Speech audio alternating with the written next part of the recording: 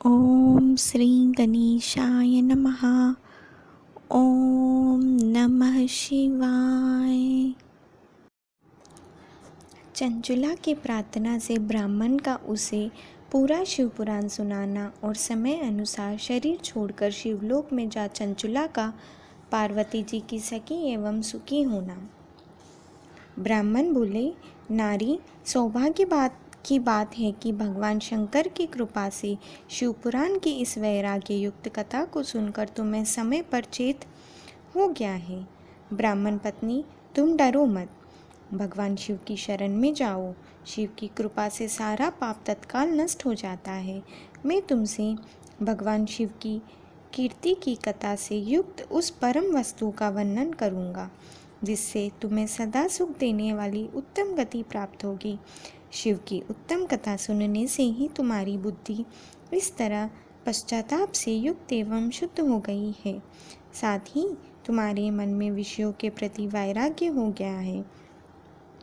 पश्चाताप ही पाप करने वाले पापियों के लिए सबसे बड़ा प्रायश्चित है। सत्पुरुषों ने सबके लिए पश्चाताप को ही समस्त पापों का शोधक बताया है। पश्चाताप से ही पापों की शुद्धि होती है। जो पश्चाताप करता है वही वास्तव में पापों का प्रायश्चित करता है, क्योंकि सत्पुरुषों ने समस्त पापों की शुद्धि के लिए जैसे प्रायश्चित का उपदेश किया है वह सब पश्चातापों से संपन्न हो जाता है। जो पुरुष विधि पूर्वक प्रायश्चित करके निर्भय हो जाता है पर अपने कुकर्म के लिए पश्चाताप नहीं करता, उसे प्राय उत्तम गति नहीं प्राप्त होती, परंतु जिसे अपने कृकृत्य पर हार्दिक पश्चाताप होता है वह अवश्य उत्तम गति का भागी होता है, इसमें संशय नहीं है। इस शिव पुराण की कथा सुनने से जैसी चित्त शुद्धि होती है वैसे दूसरे उपायों से नहीं होती। जैसे दर्पण साफ करने पर निर्मल हो जाता है, उसी प्रकार इस शिव पुराण की कथा से चित्त अत्यंत शुद्ध हो जाता है, इसमें संशय नहीं है। मनुष्यों के शुद्ध चित्त में जगदम्बा पार्वती सहित भगवान शिव विराजमान रहते हैं।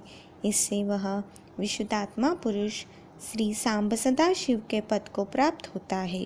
इस उत्तम कथा का श्रवण समस्त मनुष्यों के लिए कल्याण का बीज है। यथोचित मार्ग से इसकी आराधना अथवा सेवा करनी चाहिए। ये भवबंधन रूपी रोग का नाश करने वाली है। भगवान शिव की कथा को सुनकर फिर अपने हृदय में उसका मनन एवं निधि संधान करना चाहिए। इससे पूर्णतः चित्त शुद्धि हो जाती है। चित्त शुद्धि होने से महेश्वर की भक्ति अपने दोनों पुत्रों ज्ञान और वैराग्य के साथ निश्चय ही प्रकट होती है। तत्पश्चात महेश्वर के अनुग्रह से दिव्य मुक्ति प्राप्त होती है, इसमें संशय नहीं है। जो मुक्ति से वंचित है उसे पशु समझना चाहिए, क्योंकि उसका चित्त माया के बंधन में आसक्त है। वह निश्चय ही संसार बंधन से मुक्त नहीं हो पाता है। ब्राह्मण पत्नी, इसीलिए तुम विषयों से मन को हटा लो और भक्तिभाव से भगवान शंकर की इस परम पावन कथा को सुनो। परमात्मा शंकर की इस कथा को सुनने से तुम्हारी चित्त की शुद्धि होगी और इससे तुम्हें मोक्ष की प्राप्ति हो जाएगी। जो निर्मल चित्त से भगवान शिव के चरणार विंदों को चिंतन करता है उसकी एक ही जन्म में मुक्ति हो जाती है। यह मैं तुमसे सत्य सत्य कहता हूँ। सूत जी कहते हैं, शौनक, इतना करके वे श्रेष्ठ शिव भक्त ब्राह्मण चुप हो गए। उनका हृदय करुणा से आर्द्र हो गया था। वे क्षुत सिद्ध महात्मा भगवान शिव के ध्यान में मग्न हो गए। तदंतर बिंदुक की पत्नी चंचुला मन ही मन प्रसन्न हो उठी। ब्राह्मण का युक्त उपदेश सुनकर उसके नेत्रों में आनंद के आंसू छलक आए थे। वह ब्राह्मण पत्नी चंचुला हर्ष भर हृदय से उन श्रेष्ठ ब्राह्मण के दोनों चरणों में गिर पड़ी और हाथ जोड़कर बोली, मैं कृतार्थ हो गई। तत्पश्चात उठकर वैराग्य युक्त उत्तम बुद्धि वाली वह स्त्री जो अपने पापों के कारण आतंकित थी, उन महान शिव भक्त ब्राह्मण से हाथ जोड़कर गदगद वाणी में बोली। चंचुला ने कहा, ब्राह्मण, शिव भक्तों में श्रेष्ठ स्वामी, आप धन्य हैं। परमार्थदर्शी हैं और सदा परोपकार में लगे रहते हैं, इसलिए श्रेष्ठ साधु पुरुषों में प्रशंसा के योग्य हैं। साधु, मैं नरक के समुद्र में गिर रही हूँ, आप मेरा उद्धार कीजिए, उद्धार कीजिए।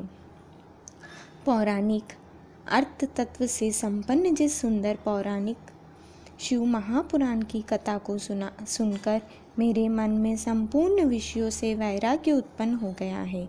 उसी इस शिव पुराण को सुनने के लिए इस समय मेरे मन में बड़ी शुद्ध हो रही है।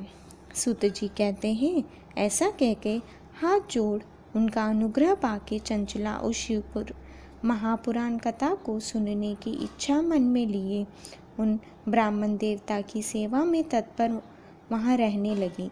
तदंतर शिव भक्तों में श्रेष्ठ और शुद्ध बुद्धि वाले उन ब्राह्मण देवता ने उस स्थान पर उस स्त्री को शिव महापुराण की उत्तम कथा सुनाई।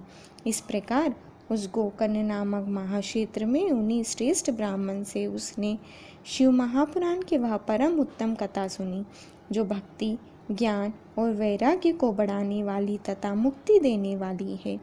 उस परम उत्तम कथा को सुनकर वह ब्राह्मण पत्नी अत्यंत कृतार्थ हो गई। उसका चित्त शीघ्र ही शुद्ध हो गया। फिर भगवान शिव के अनुग्रह से उसके हृदय में शिव के सगुण रूप का चिंतन होने लगा। इस प्रकार उसने भगवान शिव में लगी रहने वाली उत्तम बुद्धि पाकर शिव के सच्चिदानंदमय स्वरूप का बारंबार चिंतन आरंभ किया। तत्पश्चात समय के पूरे होने पर भक्ति, ज्ञान और वैराग्य से युक्त हुई चंचला ने अपने शरीर को बिना किसी कष्ट के त्याग दिया। इतने में ही त्रिपुर शत्रु भगवान शिव का भेजा हुआ एक दिव्य विमान द्रुत गति से वहां पहुंचा, जो उनके अपने गणों से संयुक्त और भांति भांति से शोभा साधना से संपन्न था। चंचला उस विमान पर आरूढ़ हुई और भगवान शिव के श्रेष्ठ पार्षदों ने उसे तत्काल शिवपुरी में पहुंचा दिया। उसके सारे मल धुल गए थे। वह दिव्य रूपधारिणी दिव्यांगना हो गई थी। उसके दिव्य अवयव उसकी शोभा बढ़ाते थे।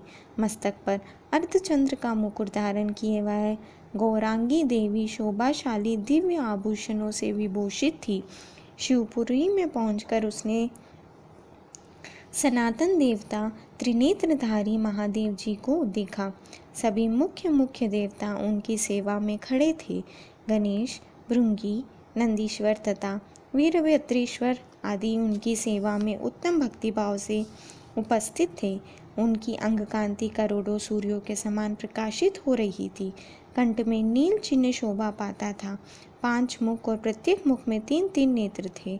मस्तक पर अर्धचंद्राकार मुकुट शोभा देता था। उन्होंने अपने वामंग भाग में गौरी देवी की बिठा रखा था, जो विद्युत पुंज के समान प्रकाशित थी। गौरीपति महादेव जी की कांति कपूर के समान गौर थी। उनका सारा शरीर श्वेत भस्म से भासित था। शरीर पर श्वेत वस्त्र शोभा पा रहे थे। इसी प्रकार परम उज्ज्वल भगवान शंकर का दर्शन करके वह ब्राह्मण पत्नी चंचला बहुत प्रसन्न हुई। अत्यंत प्रीतियुक्त होकर उसने बड़ी उतावली के साथ भगवान शिव को बारंबार प्रणाम किया। फिर हाथ जोड़कर वह बड़े प्रेम, आनंद और संतोष से युक्त हो विनीत भाव से खड़ी हो गई। उसके नेत्रों से आनंदाश्रुति बह रही थी। संपूर्ण शरीर में रोमांच हो गया। उस समय भगवती पार्वती और भगवान शंकर ने उसे बड़ी करुणा के साथ अपने पास बुलाया और सौम्य दृष्टि से उसकी ओर देखा। पार्वती जी ने तो दिव्य रूपधारिणी बिंदुक प्रिय चंचला को प्रेम पूर्वक अपनी सखी बना लिया। वह उस परमानंद ज्योति स्वरूप सनातन धाम में अविचल निवास पाकर दिव्य सौख्य से संपन्न हो अक्षय सुख का अनुभव करने लगी। ओम नमः शिवाय।